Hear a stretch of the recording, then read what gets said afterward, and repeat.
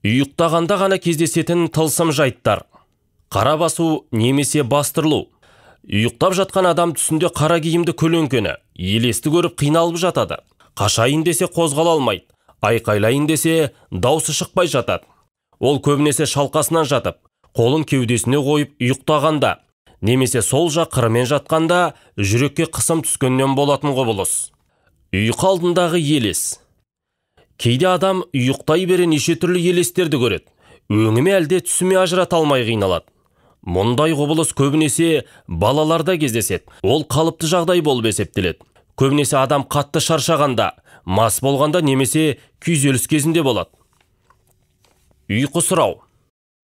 Ұйықтап жатып сөйлеу қатты шаршаған немесе сыр бүккен адамдарда жиі кездесетін қалыпты құбылыс. Көбінесе ересек адамдар мен балаларда кездеседі, немесе қандай да бір оқиғадан қатты шошынған адамдарда болады. Түстегі түс. Кейде ұйықтап, түс көріп жатасыз. Бір қателік жасап қатты өкініп отырғанда, немесе көліктен қалып қойып қапаланып отырғанда оянып кетіп, ой түсім екен ғой, Құдай сақтады дейсіз. Шын мәнінде сіз әлі оянған жоқсыз, әлі ұйықтап түс көріп жатырсыз. Бұл да жиі кездесетін жағдай. Көбінесе студенттер оқу маусымы басталар бұрын осындай түс көреді. Түсінде сабағы басталып кеткен, өзі кеш келіп сабаққа үлгере алмай жатады. Ондай жағдай көбінесе мезгілді жоспарларға байланысты адамның санасында жүрген ойлардың көрінісі ретінде шаршап ұйықтаған кездерде кездеседі. Ай кезбе. Ертеде киіз үйде жатқанда ай сәулесі бетіне түскен адамдар ұйқылы ояу жатып, сыртқа шығып кететін болған. Сондықтан да оны ай кезбе деп атаған. Шайтан ертіп әкетті деп молдаларға да көрсетіп, дем салғызатын болған. Зерттеу бойынша мұндай жағдай адамдардың 4,6-10,3%-ында кездеседі екен. Қазіргі заманда ай сәулесі түспесе де ұйқы кезінде кезіп кететіндер баршылық. Оған ғалымдар да бір пәтуа айта алмай отыр. Жарылыстан шошып ояну. Кейде жарылыстан немесе қандай да бір қатты дауыстан шошып оянасыз. Мұндай жағдайда көбінесе күндіз қандай да бір оқиғадан секемденгенде, немесе күнделікті орыннан басқа жерде ұйықтағанда кездеседі. Ұйқы апноэ.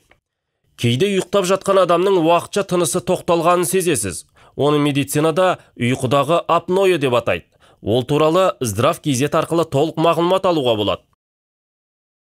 Түстің қайталануы немесе жалғасуы. Бұндай жағдай көбінесе алға қойған қандай да бір мақсатыңызға талпыну барысында мақсатыңызға байланысты оқиғаларды түсіңізде қайталап жатасыз, немесе бір түстің жалғасын келесі ұйқыда көріп жатасыз. Бұл да қалыпты жағдай болып есептеледі. Төсектен төсекке құлау.